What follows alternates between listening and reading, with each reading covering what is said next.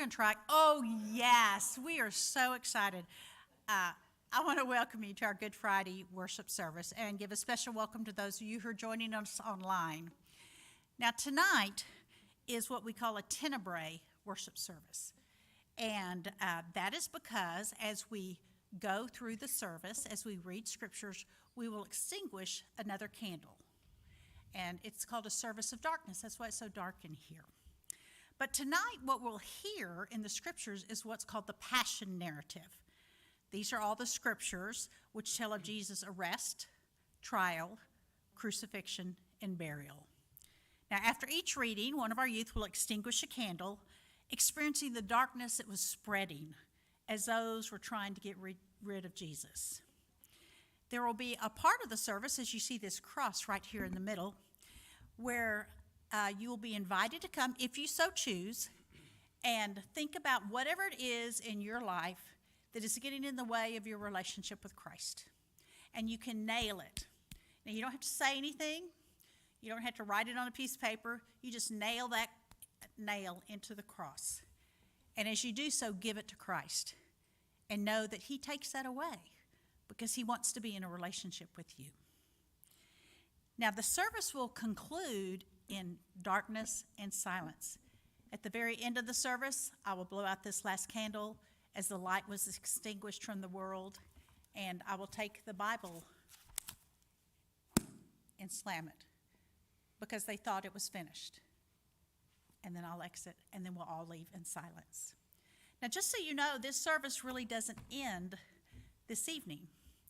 It ends at Easter sunrise, when we gather when the sun comes up to sing, "Were You There When He Rose Up from the Grave?" This is not the end, but a really important part for us to remember. So let us now join together in our call to worship.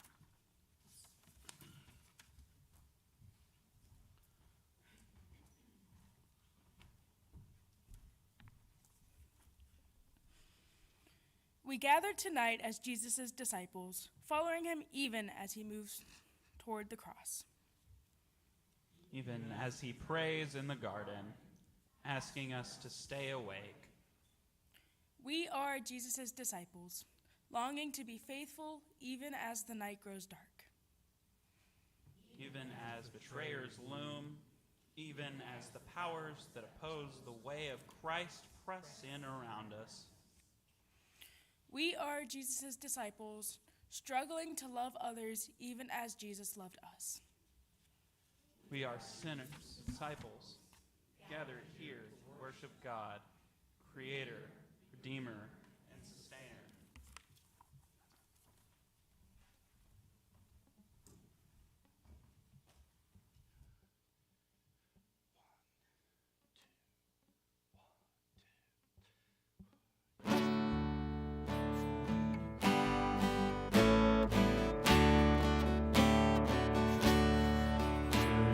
There when they crucified my Lord.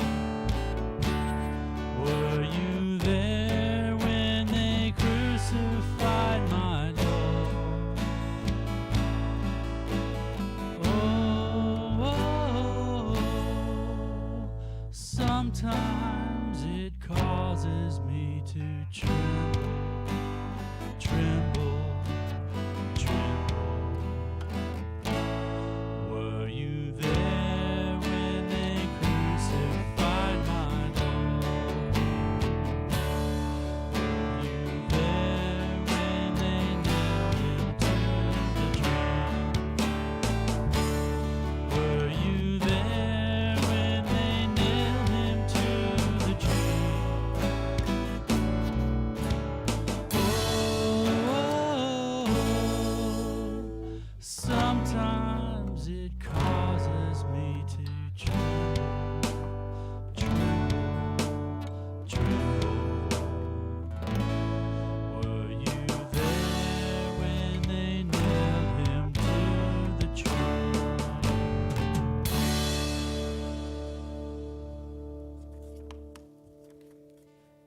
While he was still speaking, Judas, one of the 12, arrived. With him was a large crowd with swords and clubs. from the chief priests and the elders of the people. Now the betrayer had given them a sign, saying, "The one I will kiss is the man.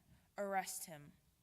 At once he came up to Jesus and said, "Greetings, Rabbi," and kissed him.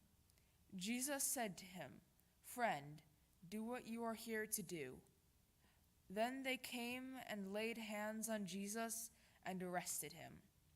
Suddenly, one of those with Jesus put his hand on his sword, drew it, and struck the slave of the high priest, cutting off his ear. Then Jesus said to him, "Put your sword back into its place, for all who take the sword will perish by the sword. Do you think that I cannot appeal to my Father, and he will at once send me more than 12 legions of angels? But how then would the scriptures be fulfilled, which say it must happen in this way?" At that hour Jesus said to the crowds, "Have you come out with swords and clubs to arrest me, as though I were a bandit? Day after day I sat in the temple teaching, and you did not arrest me. But all this has taken place so that the scriptures of the prophets may be fulfilled." Then all the disciples deserted him and fled.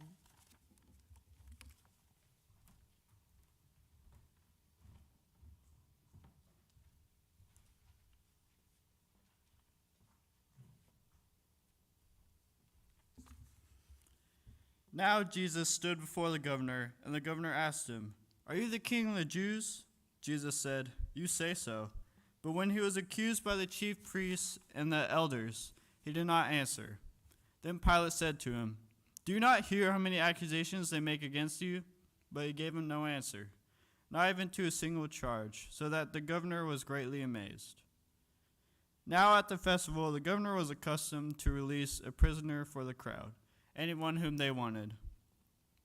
At that time, they had a notorious prisoner called Jesus Barabbas. So after they had gathered, Pilate said to them, "Whom do you want me to release for you, Jesus Barabbas or Jesus who is called the Messiah?" For he realized that it was out of jealousy that they had handed him over. While he was sitting on the judgment seat, his wife sent a word to him, "Have nothing to do with that innocent man, for today I have suffered a great deal because of a dream about him." Now the chief priests and the elders persuaded the crowds to ask for Barabbas and to have Jesus killed. The governor again said to them, "Which of the two do you want me to release for you?"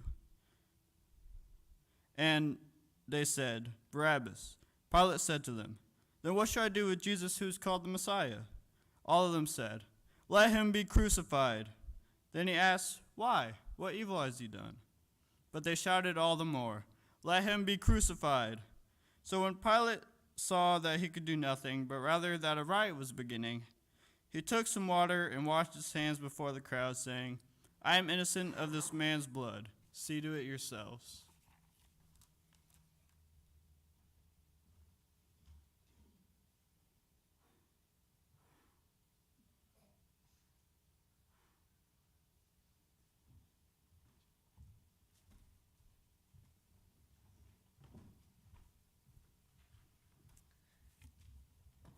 So he released Barabbas for them, and after flogging Jesus, he handed him over to be crucified.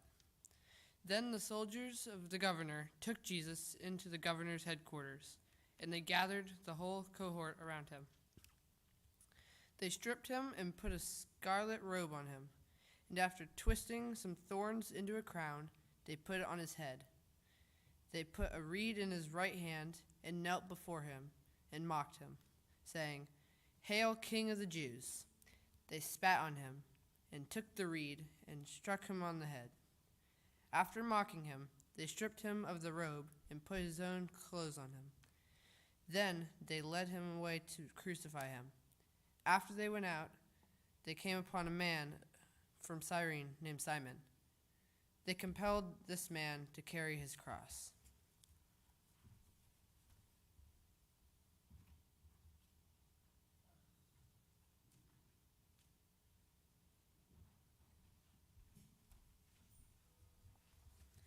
And when they came to a place called Golgotha, which means place of a skull, they offered him wine to drink mixed with gall, but when he tasted it, he would not drink it. And when they had crucified him, they divided his clothes among themselves by casting lots. Then they sat down there and kept watch over him. Over his head they put the charge against him, which read, "This is Jesus, King of the Jews." Then 2 bandits were crucified with him, one on his right and one on his left. Those who passed by derided him, shaking their heads and saying, "You who would destroy the temple and build it in 3 days, save yourself. If you are the Son of God, come down from the cross." In the same way, the chief priests also, along with the scribes and elders, were mocking him, saying, "He saved others, he cannot save himself. He is the King of Israel. Let him come down from the cross now, and we will believe in him. He trusts in God. Let God deliver him now, if he wants to. For he said, 'I am God's son.'" The bandits who were crucified with him also taunted him in the same way. From noon on, darkness came over the whole land until 3 p.m. And about 3 o'clock, Jesus cried with a loud voice, "Eli, Eli, ayema sabachthani?" That is, my God, why have you forsaken me?" When some of the bystanders heard it, they said, "This man is calling for Elijah." At once one of them ran and got a sponge, filled it with sour wine, put it on a stick, and gave it to him to drink. But the others said, "Wait, let us see whether Elijah will come to save him."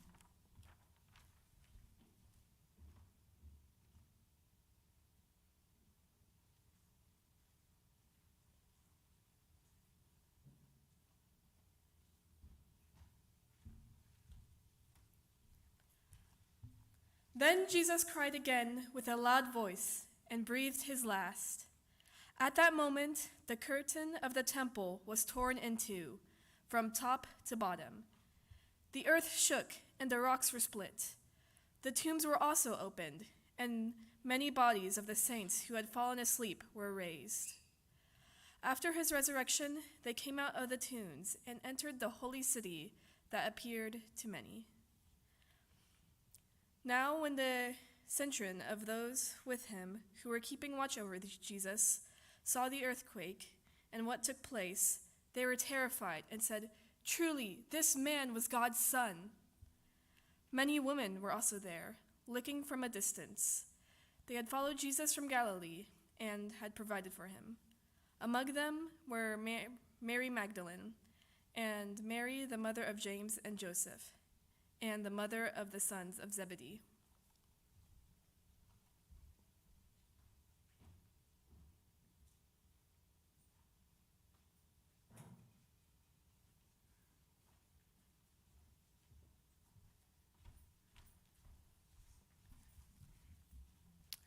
When it was evening, there came a rich man from Arimathea named Joseph, who was also a disciple of Jesus. He went to Pilate and asked for the body of Jesus. Then Pilate ordered it to be given to him. So Joseph took the body and wrapped it in a clean linen cloth and laid it in his own new tomb, which he had hewn in the rock. He then rolled a great stone to the door of the tomb and went away. Mary Magdalene and the other Mary were there, sitting opposite the tomb. The next day, that is, after the day of the preparation, the chief priests and the Pharisees gathered before Pilate and said, "Sir, we remember what the impostor said while he was still alive. After 3 days, I will rise again. Therefore, command the tomb to be made secure until the 3rd day. Otherwise, his disciples may go and steal him away and tell the people he had been raised from the dead. And the last deception would be the worse than the first." Pilate said to them, "You have a guard of soldiers. Go make it as secure as you can." So they went with the guard and made the tomb secure by sealing the stone.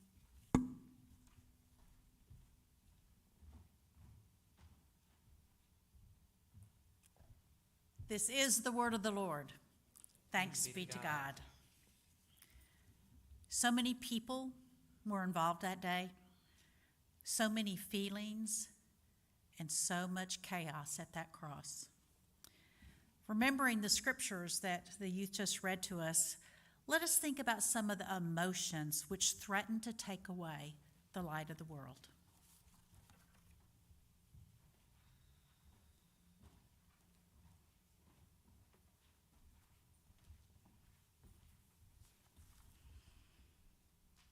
I was there. I was there throughout the whole ordeal. But I was with him all along, right from the very beginning. I was with him in the wilderness. It was I who said, "If you be the Son of God, command that these stones be turned into bread." I was trying to convince him that he was a fool for believing that he was the promised one, that he could have any effect on humankind and its destiny. But he was too strong for me then. He pushed me aside and began his work, but I am not one to be dismissed easily. I followed him, and I attacked him again and again. But I went about it in a different way. I lashed out at him through his followers, those who came to hear his teachings. But again I failed, for his words warmed even the saddest of hearts. The blind received their sight, the lame walked, the dead returned to life. But I was not to be outdone. I remained with his followers, and some of them I won. Through my efforts, some of them sought ways to trap him, discredit him, and finally destroy him. I even worked my way into his circle of friends. I convinced one of them to betray him. It took a lot of doing, but I had him where I wanted him. Because of me, he said, "Let this cup pass from me." He was wondering if it had to be this way. He was doubting the climax of his mission. Yes, he knew that I was there. He had seen my presence in the faces of his followers, and once again, he was feeling my attempt to surround him. I am doubt, and I was there. I was there, but I failed to destroy him. Once again, he dismissed me with, "Not my will, but thine be done."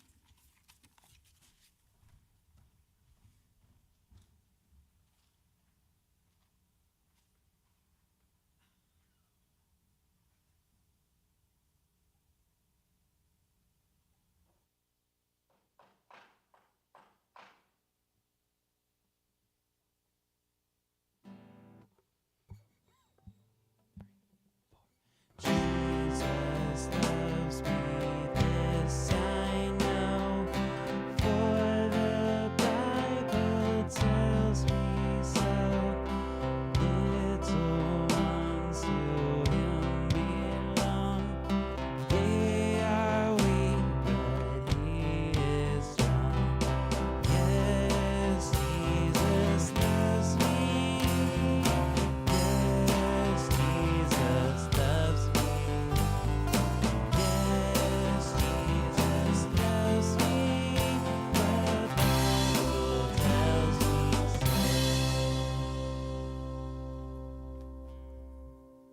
I am sorrow. I was there. Believe me, I was there. I too attacked him with a vengeance. Many have fallen from the broken heart that I inflict, but not this one. Many have abandoned their goals, their hopes and dreams, and have chosen to live in self-pity. But again, he did not. I did my best to defeat him. I reminded him constantly that he was unwanted in this world. I came to him as rejection, scorn, and ridicule. I tried to tell him that he was ridiculous for loving these who did not want him. I did my best, but I, too, failed. Oh, I brought him plenty of heartache. I caused tears to fill his eyes on many occasions, but I couldn't break him. I couldn't even make him feel sorry for himself. Even as he was struggling under the cross, his thoughts were on others, and he said, "Daughters of Jerusalem, weep not for me, but for yourselves and for your children." I inflicted myself heavily upon him, but I couldn't destroy him.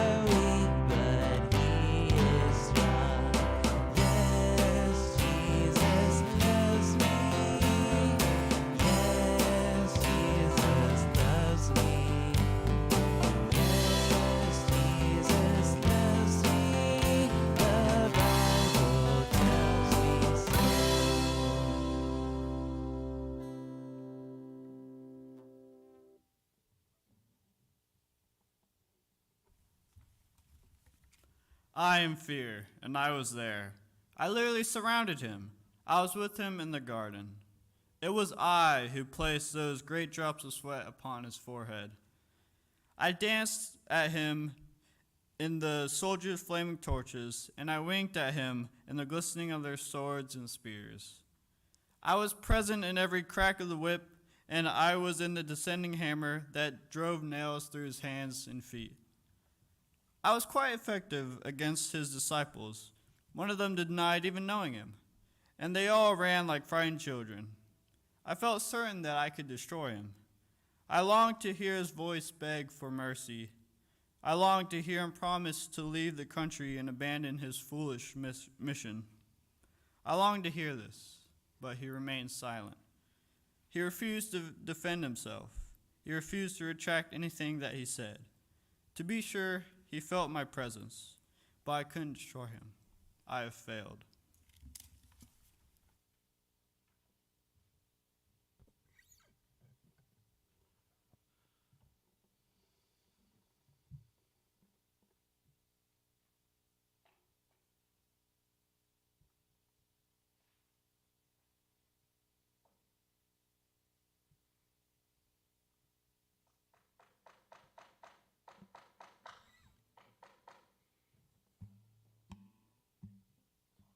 Jesus loves me, this I know, for the Bible tells me so. Little ones to him belong. They are weak, but he is strong. Yes, Jesus loves me. Yes, Jesus loves me.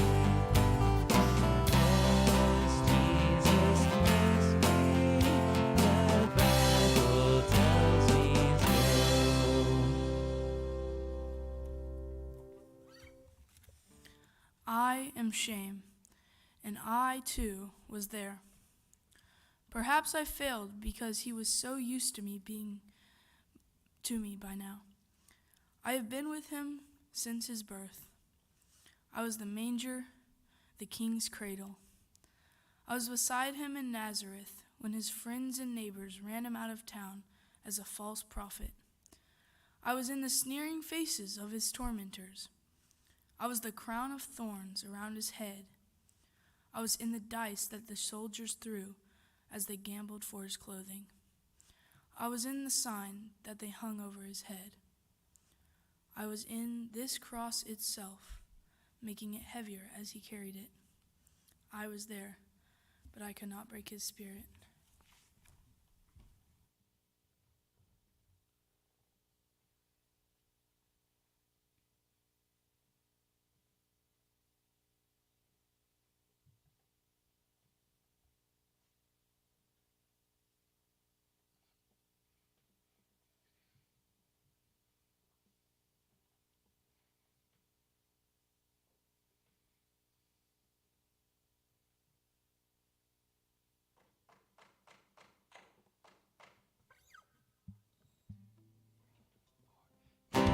Jesus loves me, this I know, for the Bible tells me so. Little ones to him belong. They are weak, but he is strong. Yes, Jesus loves me. Yes, Jesus loves me. Yes, Jesus loves me. The Bible tells me so.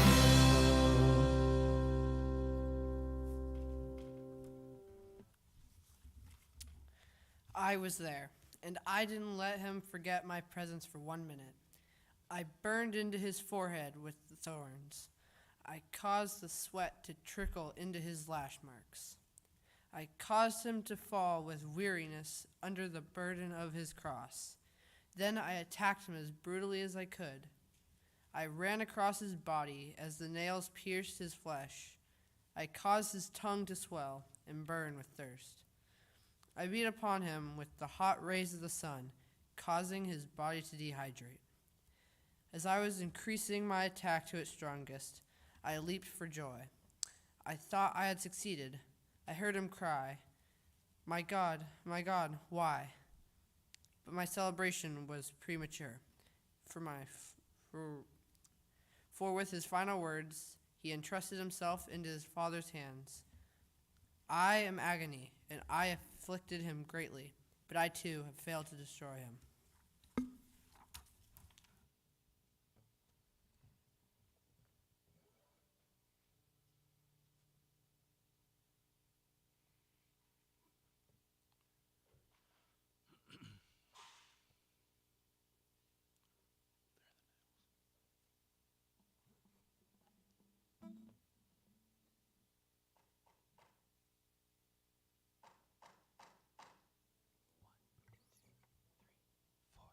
Jesus loves me, this I know, for the Bible tells me so. Little ones to him belong. They are weak, but he is strong. Yes, Jesus loves me. Yes, Jesus loves me. Yes, Jesus loves me. The Bible tells me so.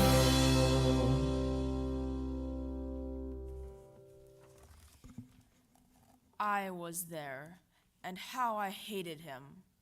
But you see, I hate everybody, for I am hate. I do my job well, and I intended to destroy this teacher of love. And I tried, believe me, I tried. But what were the results? He said, "Father, forgive." I couldn't even make him hate that miserable wretch hanging beside him who asked for mercy. He wouldn't curse his tormentors. He wouldn't curse his father. And worst of all, he wouldn't even curse himself for going through with this foolish endeavor. Oh, how I hated him, but I couldn't make him hate me. He is my greatest failure of all time.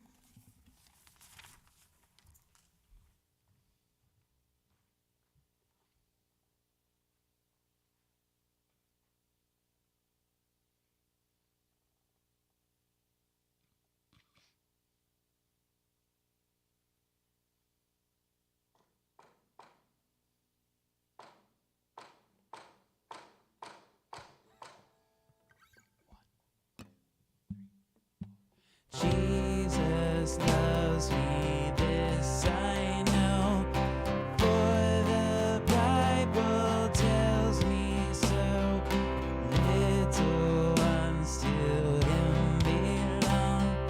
They are weak, but he is strong.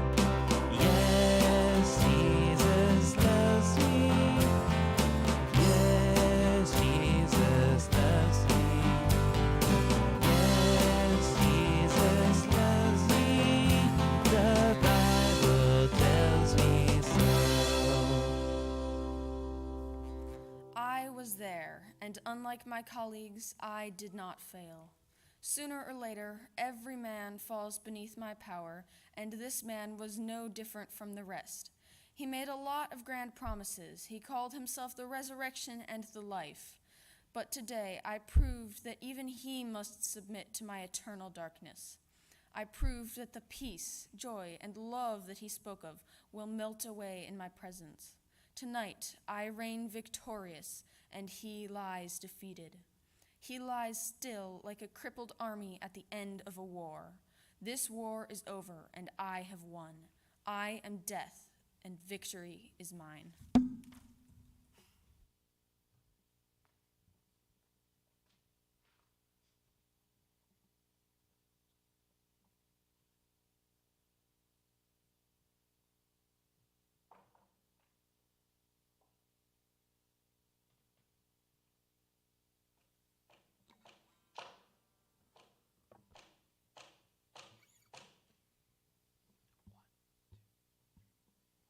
Jesus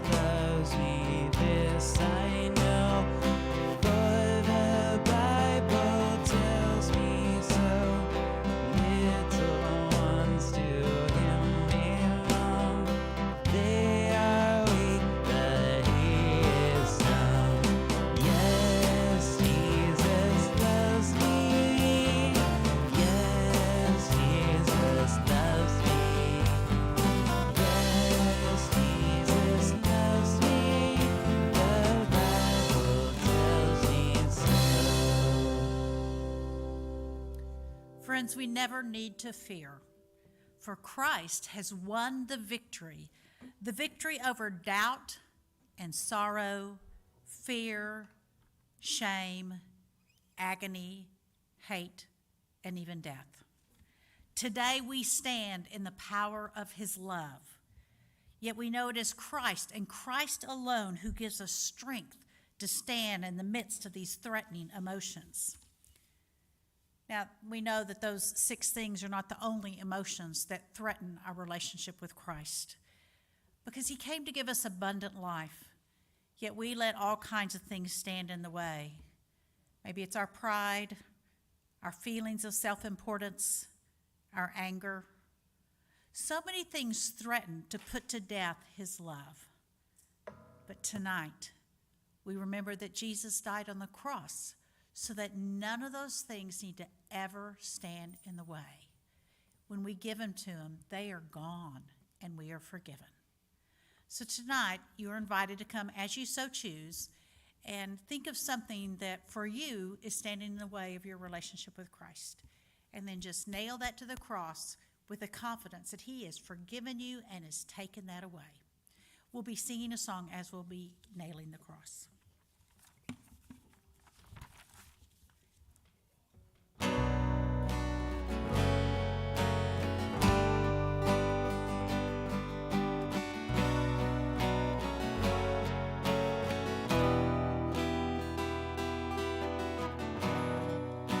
Savior, I come to quiet my soul.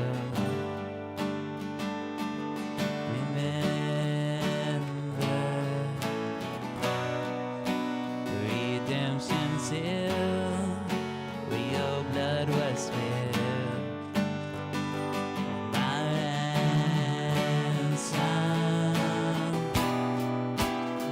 Everything I once held dear, I count it all as lost. Lead me to the cross where your love poured out. Bring me to my knees, Lord, I lay me down. Rid me of myself, I belong to you. Obey me, lead me to the cross.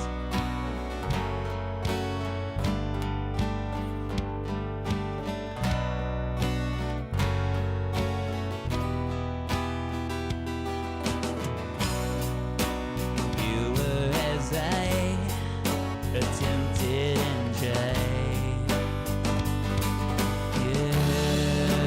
Human, the word became flesh for my sin and death. Now you're risen. Everything I once held dear, I count it all as lost. Lead me to the cross where your love poured out. Bring me to my knees, Lord, I lay me down. And rid me of myself, I belong to you. Obey me, lead me to the cross, into your heart, into your heart, to your heart. Lead me to your heart, and lead me to the cross where your love poured out. Bring me to my knees, Lord, I lay me down. Rid me of myself, I belong to you. Obey me, and lead me to the cross where your love poured out. Bring me to my knees, Lord, I lay me down. Rid me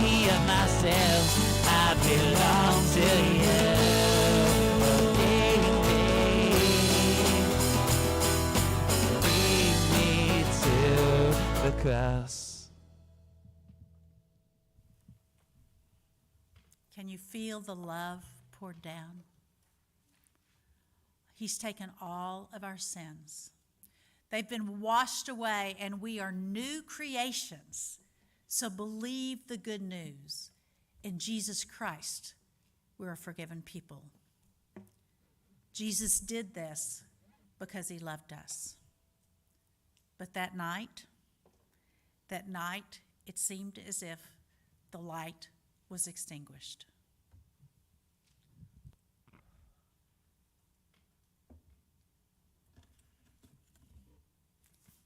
And it seemed as if all was finished. It was over for then.